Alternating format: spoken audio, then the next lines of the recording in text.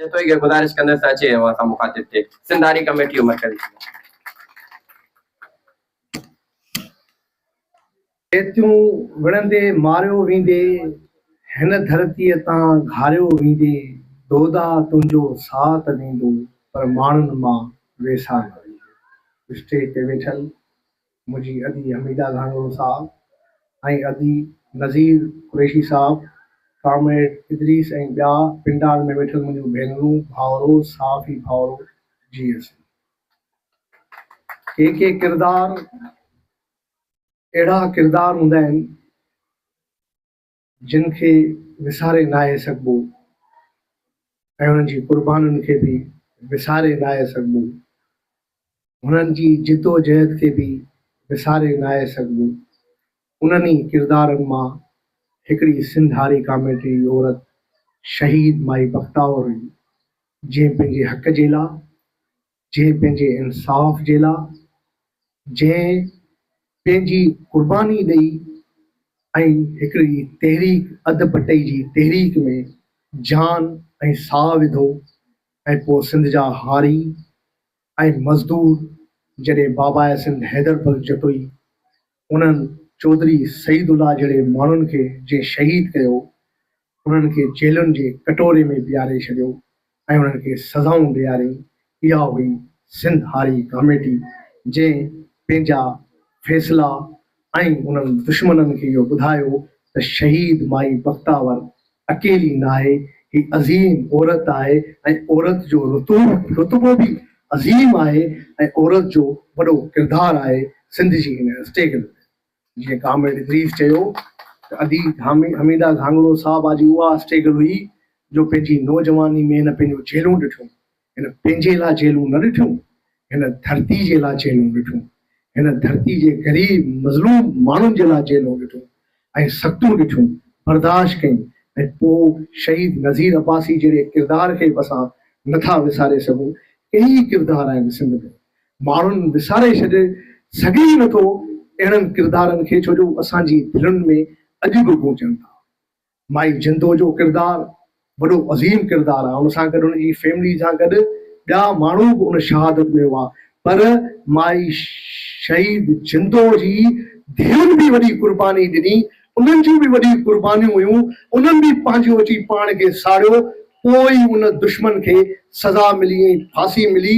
मूं जॾहिं माई जिंदो सां कचेरी कई त मूंखे चयईं कामरेड मूंखे वॾियूं वॾियूं ऑफरूं थियूं, मूंखे ज़मीनुनि जूं ऑफरूं थियूं, मूंखे मिल्कियतुनि जूं ऑफरूं थियूं, पर मूं चयो मुंहिंजा वारस मुंहिंजे बचनि खां वधीक इहे मिल्कियतूं न आहिनि, इहे ज़मीनूं न आहिनि, इहे ऐश इशरत न आहिनि। उनजी शहादत जो हिसाब किताब वरितई त सिंध एॾी मज़ामत करे थी।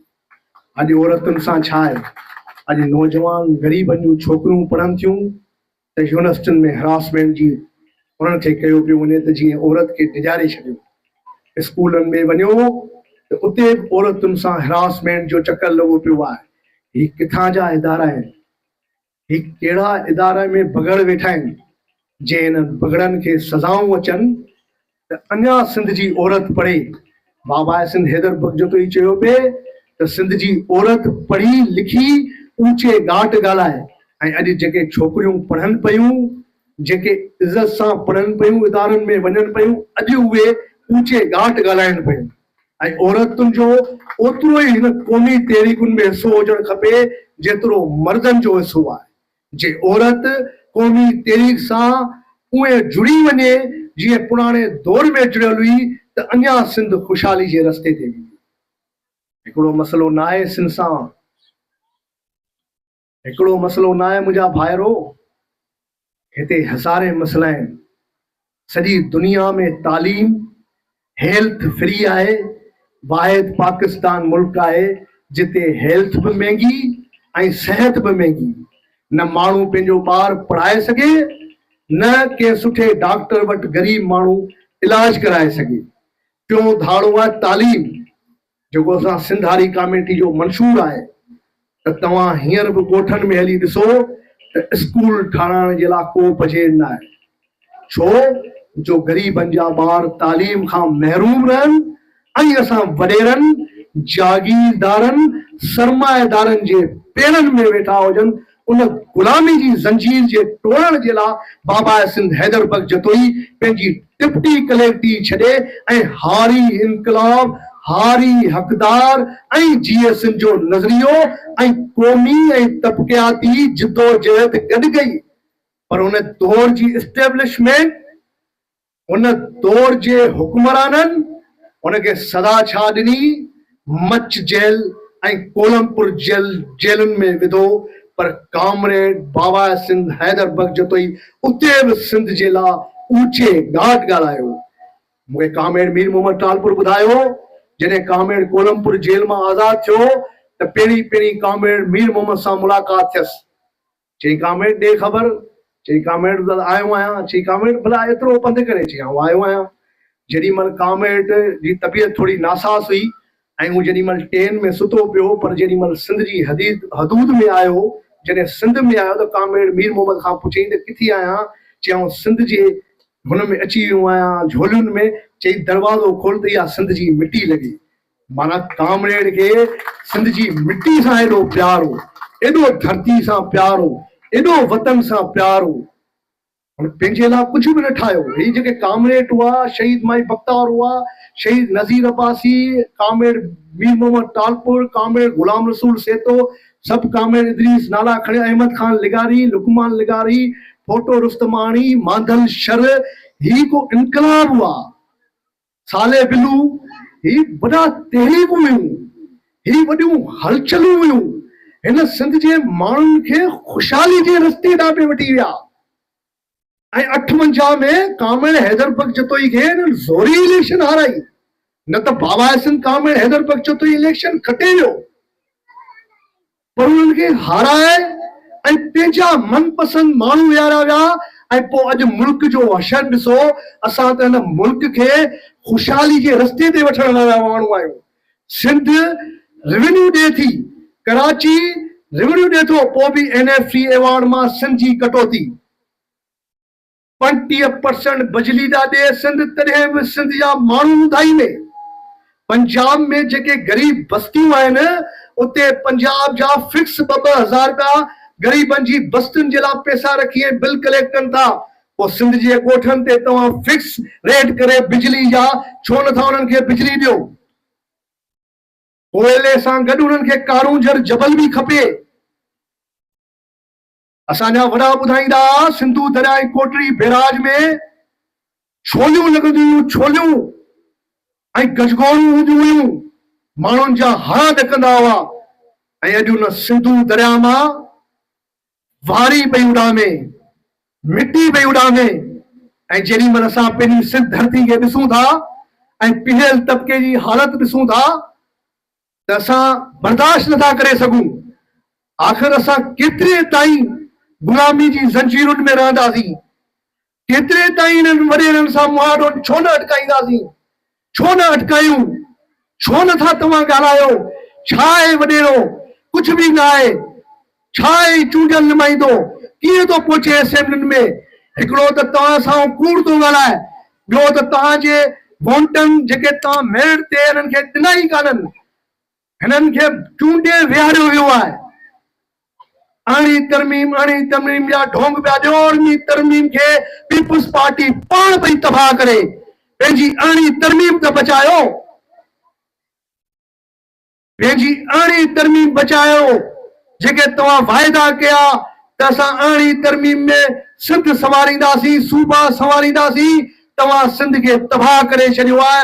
सिंध जे रोडनि खे तबाह करे छॾियो आहे, सिंधी जी तालीम खे तबाह करे छॾियो आहे, सिंधी ॿोली खे तबाह करे छॾियो आहे। तंहिंजे ई करे त कामरेड चयो, छॾायो वॾेरनि खां क़ौमी क़यादत। इन्हनि जी क़यादत में आहे ज़लालत।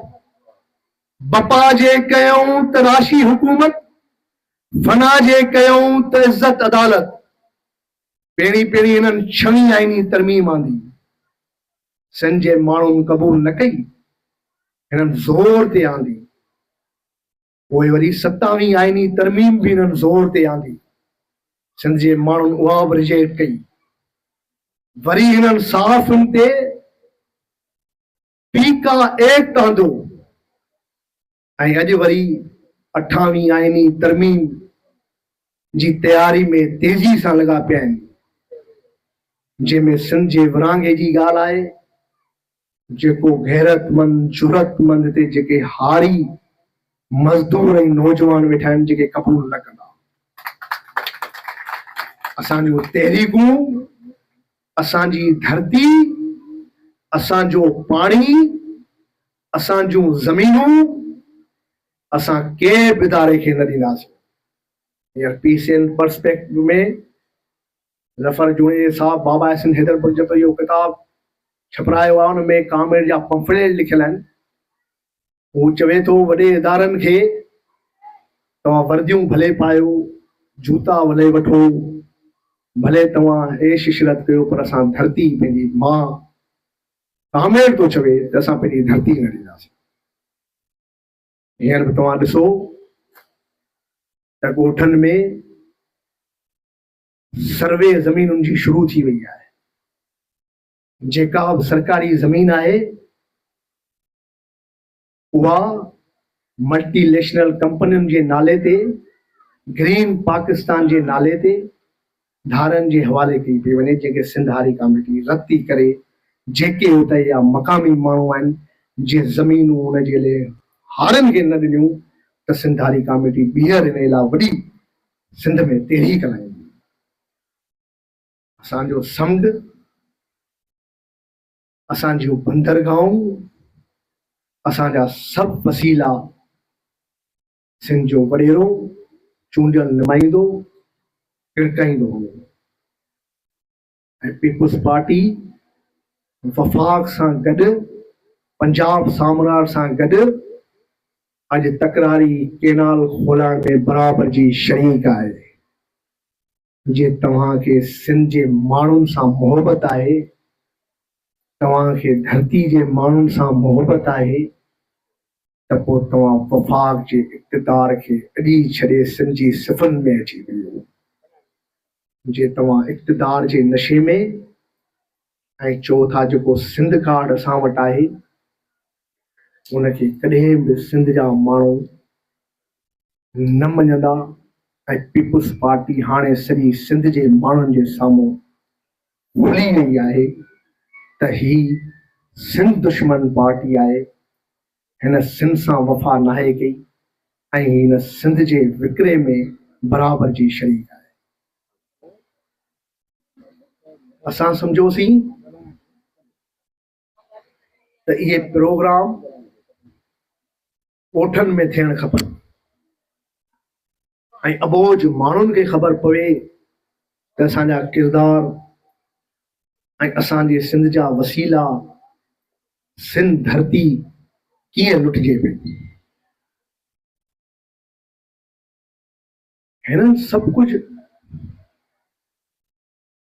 धरती पंहिंजी अज़ीम मां आहे। ये कहिड़ा क़त्ले आम, जागीरदारी निज़ाम, पाण खे क़ौमुनि में विराइण, धाड़ेल कल्चर पैदा करण, धरती सूफ़नि जी धरती, शाह अब्दुल लतीफ़ भिटाई शाइना शहीद जी धरती, अमन जी धरती, कॾहिं मज़हब जी आड़ में कंहिंखे शहीद कयो पियो वञे, ज़ुल्म बर्पा पियो थिए सिंध सां। 75 सैकड़ो 80 सैकड़ो सिंध जी ज़राअत आहे, हाणे उन ज़राअत जे पोयां बि पइजी विया आहिनि। हींअर हारी जा ॿिछ सुकनि पिया ऐं अॼु मोहरमनि जे ॾियारे में बि पाणी ते ई इमाम हुसैन जंग कई। यज़ीद फिरौन वटि छा छा न हो, हर शइ हुई, पर ॻाल्हि त अॼु इमाम हुसैन जी शहीद माई बख्तावर जी बाबा सिंध हैदरबर्ग जो छो पई हले, छो जो सच्चाई हुई, कमेंडमेंट हुई, माण्हुनि सां बीहणो, हारनि सां बीहणो। जॾहिं सिंध असेंबली जो घेराव कयो कामेर हैदरबर्ग जो ई, तॾहिं बि हारी पंहिंजी मानी खीसनि में पाण खणी आया। कामेर हैदरबर्ग जो को जागीरदार न हो, को वॾेरे जे घर में पैदा न थियो, वो गरीब मिसकीन माण्हुनि जे घर में पैदा थी करे उन पाण हिन मंज़िल ते बाशाद वरिती, पर जॾहिं उन समाज जे पीड़ियल तबिके ते जॾहिं उन नज़र विधी ऐं जॾहिं हारियुनि ते नज़र विधी, जॾहिं हारियुनि जी न्याणियुनि जे कपिड़नि ते चतियूं ॾिठईं, त पोइ हुन डिप्टी कलेक्टर जे उहिदे खे छॾियईं, हारियुनि सां गॾु अची बीठो। ऐं पोइ जॾहिं हुन हारियुनि सां गॾु बीठो, जॾहिं हुन बुनियादूं विधियूं, 10 मार्च जहिड़ो पहिरियों जेको 10 मार्च आहे उहो सिंधारी कमेटी बाबा सिंह हैदरबर्ग जो कयो वेंदो, त उन जे करे ई हुनखे बाबा सिंह जे माण्हुनि, हारियुनि, सिंध जे माण्हुनि, मज़दूरनि बाबा सिंह जो लक़ब जे अॼु सिंध जा नौजवान, सिंध जूं न्याणियूं,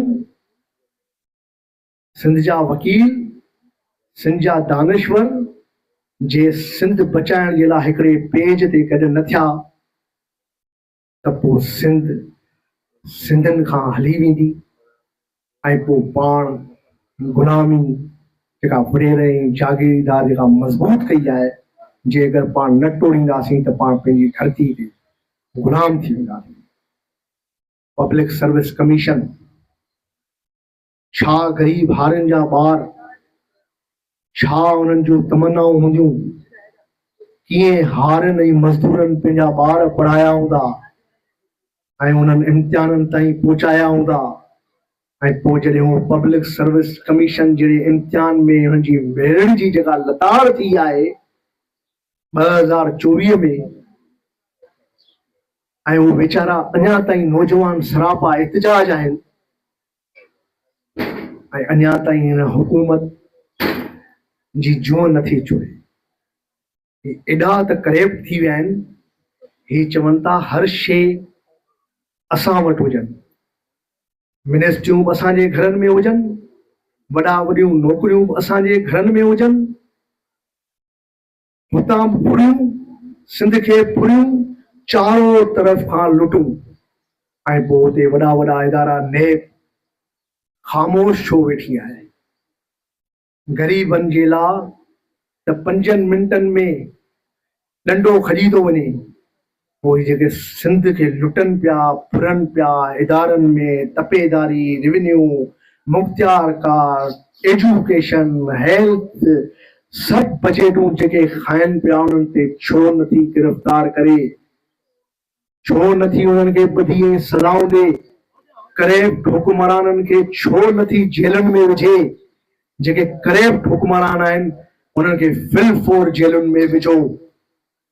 जे तव्हांजो इदारो साफ़ ऐं शफ़ाफ़ इंक्वायरी करे थो त पोइ सभु वॾेरनि जे घरनि में लुटियल पैसो पियो आहे, डॉलर पिया आहिनि, ही त पंहिंजे बचनि जी इलाज जे लाइ, एजुकेशन जे लाइ दुनिया में पंहिंजा ॿार पढ़ाइनि था। ग़रीब जो ॿार कीअं पढ़े? ही जिते पाण बीठा आहियूं ॻोठ सेरिश नगर में, अञा ताईं इन्हनि खे घरनि जा मालिकाना हक़ूक़ न आहिनि मिलिया। छो नथा इन्हनि ग़रीबनि खे तव्हां चओ त असां मालिकाना हक़ूक़, छो नथा इन्हनि ग़रीबनि खे मालिकाना हक़ूक़ ॾियो?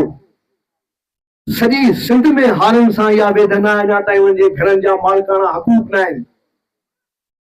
तंहिंजे करे त कामिर चयो, सिंधी प्यारा हिमत कर, हार न मन को जुरत कर, जालिम जो कर हाम तमाम, जिए सिंध जिए सिंध, कीनो फितनो थे बर्बाद, कुर्ब मोहब्बत जिंदाबाद, पांजो आए ही कलाम जिए सिंध जिए सिंध। ये सब साजिशूं, ये सब वेदनूं ऐं संजीदा तहरीक जेके माज़ी में तहरीकूं हलियूं आहिनि, कामरेटनि रुगो ॻाल्हियूं न कयूं सिंधारी कमेटी वारनि, उन्हनि उहो करे बि ॾेखारियो। अॼु बि सिंध खे संजीदा सियासत जी ज़रूरत आहे। रॉ मटीरियल जेका सियासत आहे उहा न हलंदी आहे, कूड़े वाइदनि वारियूं दावाऊं करण वारी सियासत न हलंदी आहे। सियासत उहा हलंदी आहे जेके ग़रीब सां गॾु रोड ते वेहनि, पट ते वेहनि, जीअं जिते गैरतमंद संजीदा भले घटि ई हुजूं पर सिर ॾियण वारा माण्हू वेठा आहियूं, सिर ॾियण वारा माण्हू खपनि। सिंध हींअर उन इनकलाब ते पहुती आहे, उहे वेदनियूं आहिनि सिंध जे माण्हुनि सां। असां ॻोठनि में वञूं था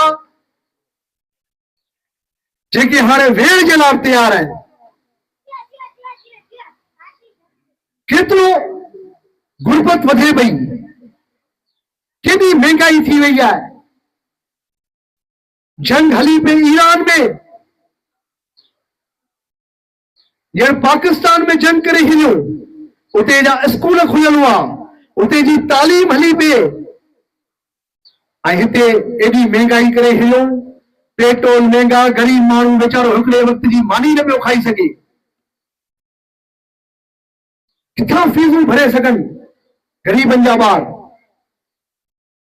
छो नथा तव्हां स्कूल खोलण जे लाइ बजट में पैसा रखो, 7% पघार में वधाए 20% महांगाई कंदो त ग़रीब माण्हू कीअं खाई सघंदो? किथां वठी सघंदो 18,000 रुपए जी? जीअं वकील साहब चयो त भाण जी ॿोली थी वई आहे, 6,000 रुपया 6 भाण जी ॿोली थी वई आहे। ॿिज ते बि को भरोसो न आहे, का कंपनी नकली ॾेयो छॾे हारी खे त उहो मैदन में फासियो वञे, सरमाएदार बि हारी खे लुटियो वञे, वॾेरो बि हारी खे लुटियो वञे, व्याजखोर बि हारी खे लुटियो वञे, ऐं हारी वरी न सॼे समाज खे पाले पियो। हारनि जे लाइ को पैकेज न आहे हिन बजट में, का सब्सिडी न आहे, बाक़ी पिनाइण जे लाइ टेंडर रखी छॾियो आहे। अहिड़ा बजट जो सिंध जूं नियाणियूं, जेको हेॾो सभु शइ हूंदे सिंध में कोयलो, समुंड, दरिया, हर शइ हूंदे सिंध जे माण्हुनि खे पिनाइनि पिया। छाजे करे त इहे वोट वठूं। हारी कार्ड जो, कॾहिं बेनज़ीर इनकम सपोर्ट प्रोग्राम, कॾहिं कहिड़ा प्रोग्राम। अरे बाबा, इहो त असांजे बजट जा पैसा आहिनि, तव्हां पंहिंजे घरनि मां इहे कार्ड ठाराए हलायो त मञूं न। ही त असांजे नौकरियुनि जा लुटल पैसा आहिनि। पटेवाली जो रेट बि 20 लख रुपया थी वियो आहे, किथां ग़रीब माण्हू भरींदो? हू पियोन जूं नौकरियूं बि मुसलमाननि खे ॾेई छॾियो, हू गटर साहब बि मुसलमाननि खां था कराइनि, उहे नौकरियूं विकिणी छॾियो। यार कुछ हया कयो। हेड़ियूं जे हुकूमतूं हलियूं त ई पाण खे अञा किथे पुॼाईंदा? त इहे सभु साज़िशूं सिंध सां अॼु खां न आहिनि, उन दौर खां हलंदियूं अचनि। हाणे मुंहिंजो सॼी सिंध खे हितां इहो पैगाम आहे त महिरबानी करे, मूं 10 दफ़ा चयो आहे पहिरीं त पंहिंजूं अनाऊं छॾियो, जे पंहिंजी धरती तव्हांखे अज़ीम आहे। जे धरती बचाइणी आहे त पोइ पंहिंजूं अनाऊं छॾियो, अॻियां पोयां हेठि वेहण, पोइ ते अॻिते नारा हे छॾियो। जे दरिया बचाइणो अथव, जे सिंध जूं ज़मीनूं बचाइणियूं अथव, जे तव्हां सिंध सां सचा आहियो त पोइ हिकिड़े हंधि गॾु थियो, हिकिड़े हंधि गॾु थियो। इलेक्शन प्रोसेस में हिकिड़े निशान ते सिंध सां गॾु बीहो, हेॾां होॾां न फिरो। उन दौर में बि मुस्लिम लीग ऐं कांग्रेस हुई, ऐं बाबा सिंध हैदर बख्श जो ओॾी महिल बि सिंध सां गॾु बीठो ऐं सिंध हारी कॉमेडी बि हलाई। न मुस्लिम लीग में वियो, न कांग्रेस में वियो, पर सिंध हारी कॉमेडी सां गॾु बीठो रहियो। अॼु बि असां सिंध सां गॾु बीठा आहियूं। जे पाण पंहिंजी धरती बचाईसीं त ही मुल्क बि बचंदो, छो जो वॾे में वॾो खितो ख़ुशहाल सिंध आहे, ऐं सभिनी सिंध जे वसाइलनि ते दुश्मन जी नज़र आहे। पंजाब साम्राज्य जी त पहिरें ॾींहं खां वठी नज़र आहे, जो हींअर बि तकरारी कैनाल खोले गिरिया अथई। शायदि हू 6 जून वारो बबल वारो धरनो भुलिजी विया आहिनि, या वो काड़ाबाग डैम जे लाइ जेका तहरीक कली, या थल किनाल जे ख़िलाफ़ जेका तहरीक कली, उहा भुलिजी विया आहिनि। ऐं उन्हनि खे यादि थो ॾियारियां त सिंध जा माण्हू संजीदा आहिनि, सिंध जा माण्हू शऊर रखनि था। सिंधी माण्हू बाबा सिंध वारी ॻाल्हि रेड इंडियन न आहिनि। सिंधी पंहिंजी मालिकी, पंहिंजी धरती जी वारसी, सिंधू दरिया सां गॾु सॼी सिंध बचाईंदा, ऐं सिंध हारी कॉमेडी सिंध जे ख़ातिर हर जिदोजहद में अॻियुनि सिफ़ुनि में गॾु हूंदी। असां पंहिंजे किरदारनि, असां पंहिंजे हारी वर्करनि, असां पंहिंजे जे बि सिंधी हारनि जी ख़ुशहाली जे लाइ जिदोजहद कई आहे। असां हुननि किरदारनि खे अॻियां खणी ऐं सिंध जे ख़ुशहाली ते निकिरंदासीं। असांजी चंबड़ तहरीकुनि खां वठी सिंधारी कॉमेडी जूं तहरीकूं पढ़ियो। सिंधारी कॉमेडी सिंध जो इनकलाब आहे। सिंधारी कॉमेडी सिंध जी तहरीक आहे। सभिनी पार्टियुनि खां सिंधारी कॉमेडी गरी आहे। सिंधारी कॉमेडी जो वर्कर करो आहे। आख़िर में बाबा सिंध हैदर बख्श इहो शेर पढ़ी पंहिंजी जाइ वठंदुमि। भाई पंहिंजो हर इंसान, पंहिंजो आहे ही ईमान, पंहिंजो आहे ही इस्लाम। जिए सिंध, जिए सिंध, जिए सिंध।